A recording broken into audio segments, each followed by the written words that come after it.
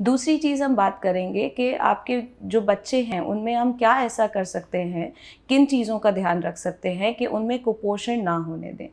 जैसे कि हमने पहले बात करी है कि कुपोषण 2 तरीके का होता है। एक जिसमें बच्चे का वज़न घटता है, जिसमें बच्चे को सही और संतुलित आहार नहीं मिल पाता है, और दूसरा जिसमें बच्चे का वज़न तो नहीं घटता है बट वो जो तरीके का खाना खा रहा होता है वो भी बच्चे के लिए अच्छा नहीं होता है।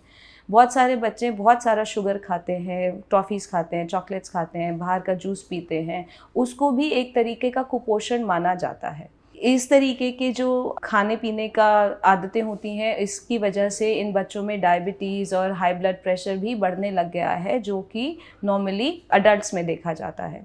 जिन बच्चों को खाना नहीं मिल पाता है या कई बार हमें नहीं पता होता है कि किस तरीके का खाना दें, उनमें आप 3-4 चीज़ें ध्यान रखेंगे।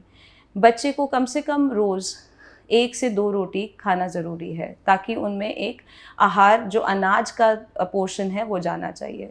दूसरा, कम से कम एक चीज़ जिसमें प्रोटीन हो, जैसे कि दालें हो गई, मूंगफली हो गई, ड्राई फ्रूट्स हो गए। अगर नॉनवेज बच्चा खाता है तो वो भी ठीक है, बट वो एक बैलेंस तरीके से। तीसरा, कम से कम रोज़ एक हरी सब्ज़ी, जिसको कि बना के आप रोटी के साथ, चावल के साथ दे दिया जा सकता है।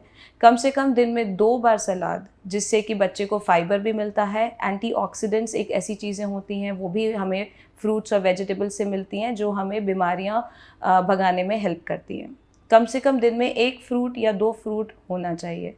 दूध की मात्रा 1 से 2 ग्लास से ज़्यादा नहीं होनी चाहिए, लेकिन बाकी चीज़ें एक संतुलित तरीके से बच्चों के डाइट में होनी चाहिए। सबसे इम्पॉर्टेंट ये भी है कि कम से कम 1 से 1.5 लीटर पानी, बच्चा 3 से 5 साल की उम्र का बच्चा 1 से 1.5 लीटर पानी दिन का पीना चाहिए, बिकॉज़ पानी से भी हमारी बॉडी को बहुत अच्छी चीज़ें मिलती हैं।